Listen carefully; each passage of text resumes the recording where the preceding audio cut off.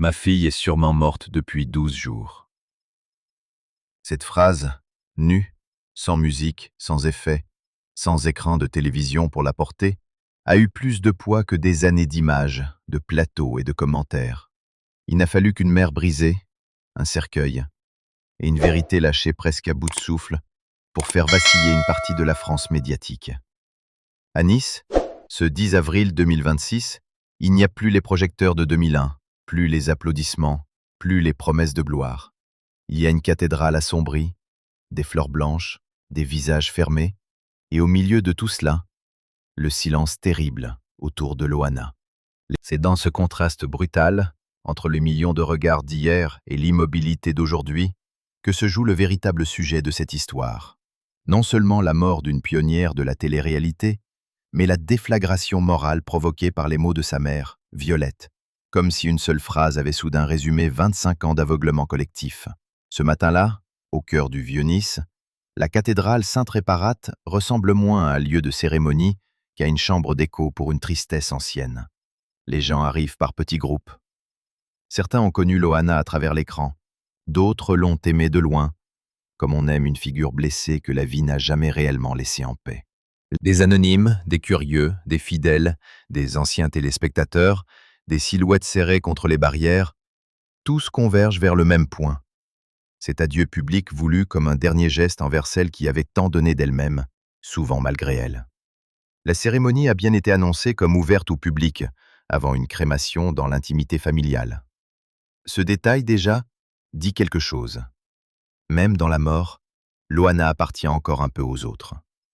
L'atmosphère est lourde, presque irréelle. Une ancienne étoile de la télévision française, celle qui avait bouleversé les codes en surgissant dans Loft Story en 2001, repose désormais dans un cercueil entouré de fleurs blanches. Le contraste est saisissant. Il y a 25 ans, elle incarnait l'irruption du réel dans le spectacle. Aujourd'hui, son départ semble exposer l'inverse, la manière dont le spectacle a parfois dévoré le réel, jusqu'à laisser une femme seule face à ses blessures. Comment ne pas se demander, sous les voûtes de Sainte-Réparate, ce qui a vraiment choqué la France? Était-ce l'idée qu'une star si connue ait pu mourir dans une telle solitude? Ou bien était-ce la parole de sa mère, venue rappeler sans détour qu'au bout du vacarme médiatique, il y avait surtout une enfant perdue, puis une femme abandonnée? Car le choc n'est pas seulement funéraire, il est moral. Il naît de cette impression que les obsèques de Loana ne se limitent pas à un dernier hommage. Elles ressemblent à un réquisitoire silencieux. Chaque gerbe, chaque regard baissé, chaque murmure dans la nef semble poser la même question au pays qui l'a regardé naître comme phénomène. Qu'a-t-on fait de Loana après l'avoir fabriquée comme mythe? À quel moment la fascination s'est-elle transformée en fatigue, puis en distance, puis en indifférence? Au centre de cette journée, il y a Violette Petrucciani, une mère que le deuil a dépassée, une femme qui n'a pas seulement perdu sa fille, mais qui a dû traverser le pire dans des conditions que beaucoup jugent insupportables. D'après les témoignages rapportés dans la presse, elle a expliqué avoir compris trop tard que quelque chose n'allait plus, avoir tenté de joindre sa fille sans succès, puis s'être rendue à son domicile à Nice le 11 mars 2026, inquiète de ce silence anormal. Elle a frappé, attendu, écouté. Elle n'a entendu que le chien Titi aboyer derrière la porte. Personne n'a ouvert. Elle est repartie. On imagine la scène. On essaie, du moins. Une mère devant une porte close, déjà poussée hors de la vie de sa propre enfant par le silence, la fatigue, les fragilités, les non-dits. Ce souvenir depuis la hante. Puis il y a eu l'autre violence, presque inimaginable. Apprendre la mort de sa fille non pas dans une parole préparée, non pas dans la dignité d'un appel officiel, mais par des amis, par l'extérieur, par ce bruit si moderne qui précède parfois l'humanité. Violette a confié son sidération devant cette manière d'apprendre l'inacceptable. Apprendre le décès de sa fille comme ça. Là encore, la phrase suffit. Elle ne contient aucun effet de style, et c'est précisément pour cela qu'elle déchire. Combien de mères, en l'entendant, ont frémi? Combien de spectateurs ont soudain cessé de voir en Loana un personnage pour revoir en elle une fille? Et c'est là que commence réellement le séisme. Parce que la mère ne parle pas comme une commentatrice, ni comme une figure publique. Elle parle depuis un endroit où les discours se cassent. Elle affirme que sa fille était sûrement décédée depuis 12 jours lorsqu'on l'a retrouvée le 25 mars à son domicile niçois. 12 jours. 12 jours dans l'imaginaire français, ce n'est pas seulement une durée, c'est une accusation qui plane. 12 jours, c'est le temps d'une disparition dans l'angle mort. 12 jours, c'est l'idée qu'une femme jadis connue de tous a pu glisser hors du monde sans que celui-ci s'en aperçoive à temps. Peut-on imaginer phrase plus dévastatrice dans le dossier Loana? Alors que contenait au fond ce discours qui a tant bouleversé l'opinion? Peut-être justement cela. Pas un scandale au sens facile, mais une vérité impossible à tenir entre les mains. Violette ne livrait pas seulement la douleur d'une mère, elle mettait au jour, presque malgré elle, l'immense faillite d'un système de regard. Sa fille avait connu la lumière absolue. Elle avait été adorée, fantasmée, jugée, scrutée, commentée. Elle avait été la matrice d'une époque entière de télévision. Et pourtant, au bout du parcours, il restait une existence marquée par l'isolement, la précarité, la dépendance, la dépression, les fractures intimes. Plusieurs médias ont rappelé qu'elle vivait dans une grande fragilité, sans les moyens ni la stabilité qui semblaient autrefois aller de soi pour une personnalité aussi célèbre. Ce décalage est peut-être la blessure la plus insoutenable du récit. On pourrait s'arrêter là, dans la compassion. Mais ce serait trop simple. Car l'affaire Loana dérange justement parce qu'elle oblige à regarder plus loin que l'émotion immédiate. La télé-réalité a-t-elle avalé sa première grande héroïne? La formule est brutale, mais elle hante les conversations. Non pas parce qu'un programme serait responsable à lui seul de destin, mais parce qu'il a lancé une mécanique que personne, au fond, ne savait encore maîtriser. En 2001, la France découvre Loft Story et découvre en même temps une nouvelle manière de fabriquer des figures populaires. Non plus à partir du métier, de l'œuvre ou de l'apprentissage, mais de l'exposition de soi. Loana devient un symbole national en quelques semaines. Elle ne joue pas un rôle. Elle est elle-même, ou du moins, la version d'elle-même que le pays accepte de regarder. C'est une révolution télévisuelle. Mais que reste-t-il, 25 ans plus tard, quand la révolution se retire et que la personne, elle, demeure? Le discours de Violette a choqué parce qu'il semble contenir cette question sans jamais la formuler complètement. Comme si une mère, en parlant de sa fille, parlait aussi de toute une époque.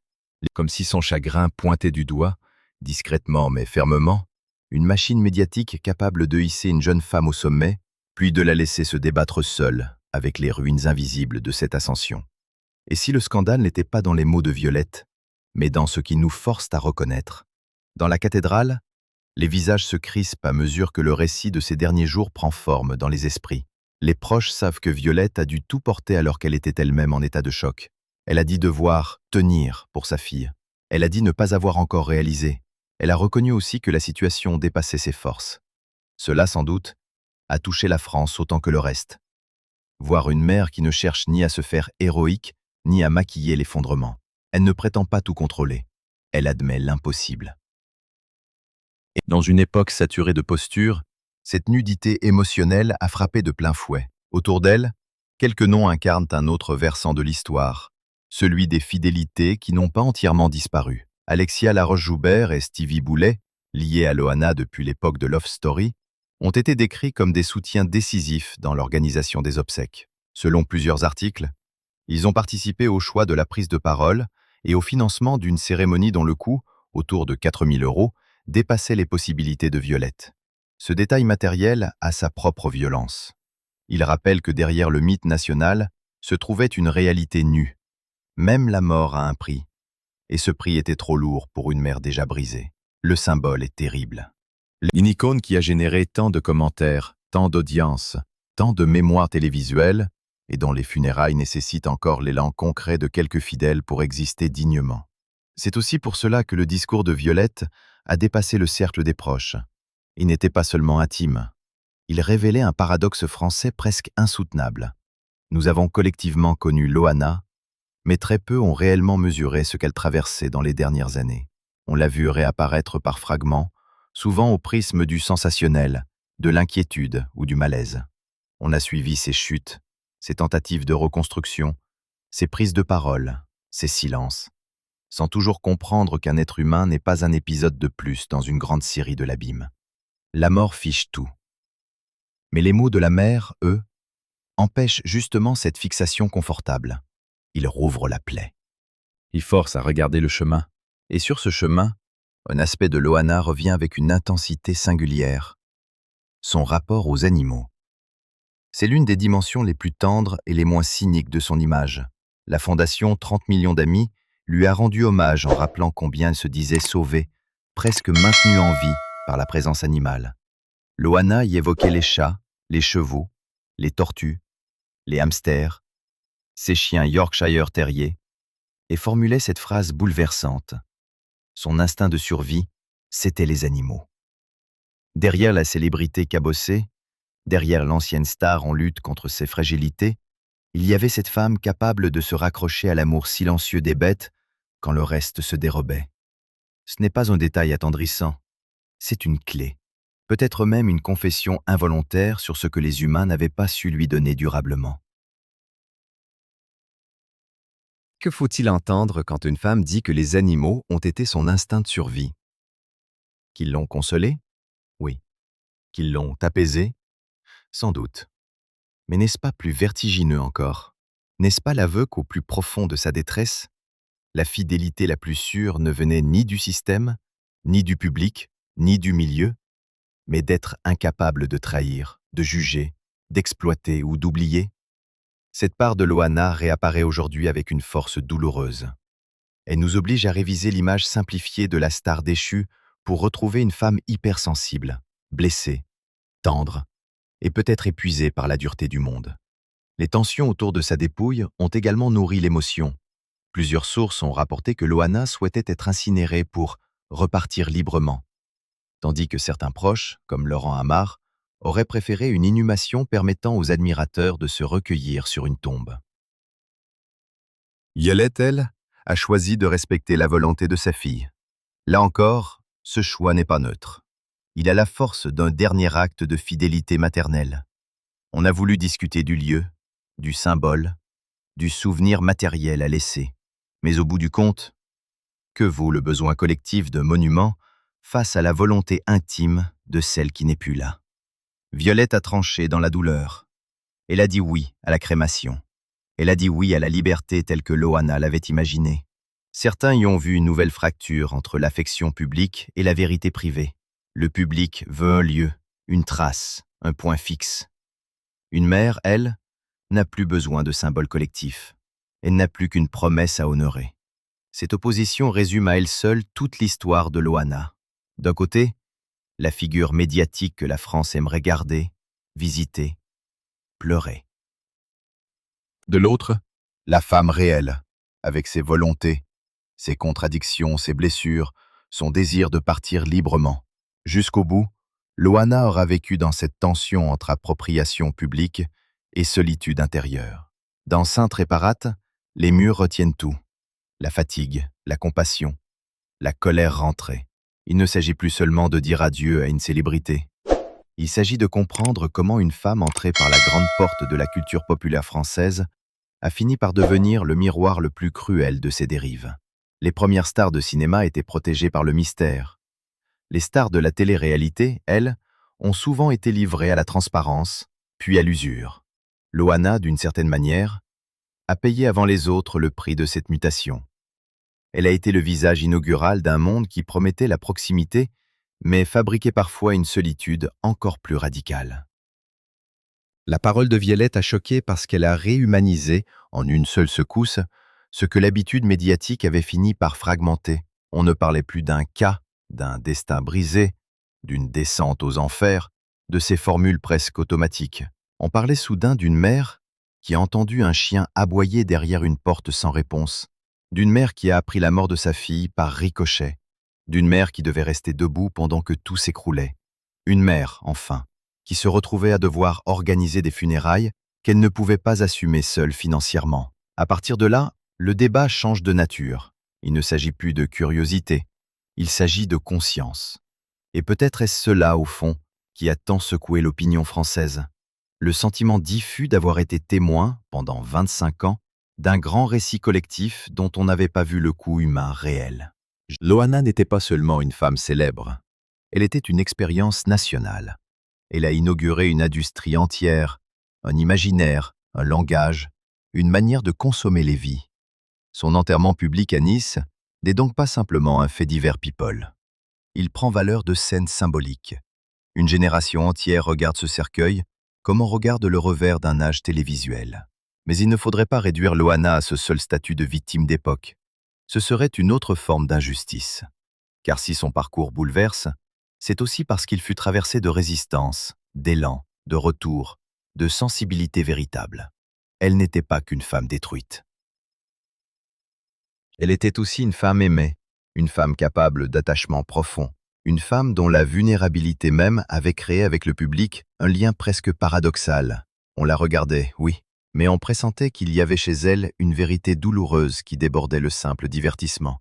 C'est sans doute pour cela que sa disparition a remué bien au-delà du cercle habituel des célébrités. Loana n'était pas interchangeable. Son visage portait depuis longtemps quelque chose de la fragilité contemporaine. Au fil de la cérémonie, l'émotion se déplace. Elle ne tient plus seulement aux circonstances de la mort, mais à ce qu'elle révèle de nous. Quelle société fabrique de la proximité médiatique sans savoir protéger les êtres une fois la vague passée? Quelle époque transforme une femme en symbole national, puis s'étonne qu'elle finisse seule? Et comment prétendre aimer les figures populaires si cet amour cesse précisément quand elles deviennent trop compliquées, trop abîmées, trop réelles? Dans les derniers hommages, il y a le souvenir de la Loana de 2001, solaire, troublante, immédiatement magnétique. Il y a aussi la Loana des années suivantes, ballottée entre exposition, errance, rechute, espoir de renaissance. Et il y a enfin cette dernière image que personne ne voulait voir, celle d'une absence prolongée, d'un silence trop long, d'une mère frappant à une porte close. Toute l'affaire tient dans cet écart.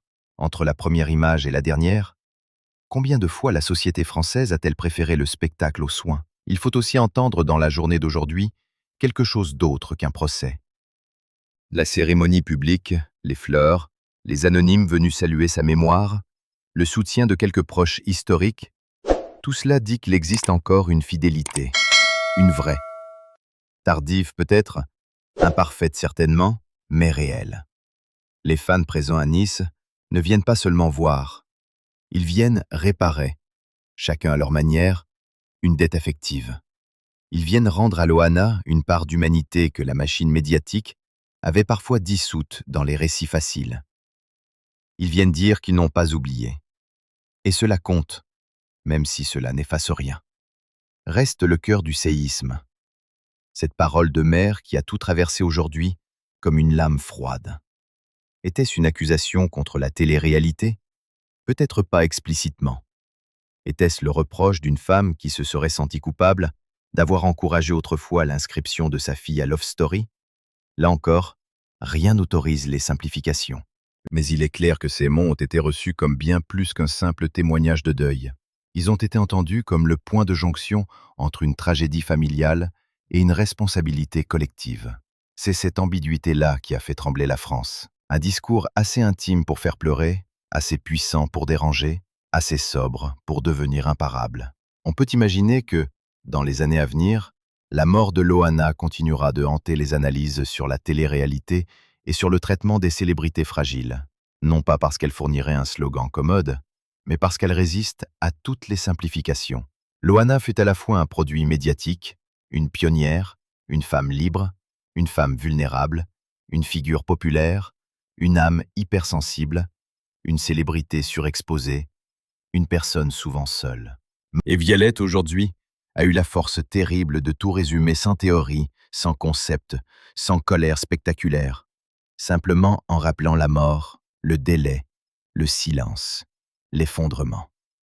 Quand la cérémonie s'achèvera et que les portes de Sainte-Réparate se refermeront, il restera sans doute dans l'air niçois quelque chose de plus lourd qu'un chagrin ordinaire, le sentiment qu'un chapitre entier de la télévision française vient d'être enterré avec celle qui l'avait ouvert. Mais il restera aussi une injonction morale. Regarder autrement, parler autrement, refuser que les vies fracassées deviennent de simples rubriques, réapprendre à voir, derrière les unes, les détresses, les fidélités, les appels manqués, les portes fermées, les mères qui attendent. Loana entre aujourd'hui dans cette mémoire étrange où les célébrités cessent d'appartenir au flux et redeviennent des destins. Plus rien ne peut la protéger désormais, ni la blesser. Mais son histoire, elle, continue d'interroger tout le monde. Les médias, les producteurs, les proches, le public, nous tous. Car il ne suffit pas d'avoir aimé une icône. Encore faut-il se demander ce que l'on a laissé advenir à la femme derrière l'icône. Et c'est peut-être cela, la véritable secousse de ce 10 avril 2026 à Nice. Pas seulement la tristesse d'un adieu, pas seulement le poids d'une cérémonie publique pour une figure de la culture populaire, mais cette évidence brutale. Parfois, une seule phrase prononcée par une mère dans une église porte plus de vérité que 25 ans de télévision. Si vous le souhaitez, je peux maintenant en écrire une deuxième version, encore plus sombre et plus voix off YouTube, avec un rythme plus cinématographique.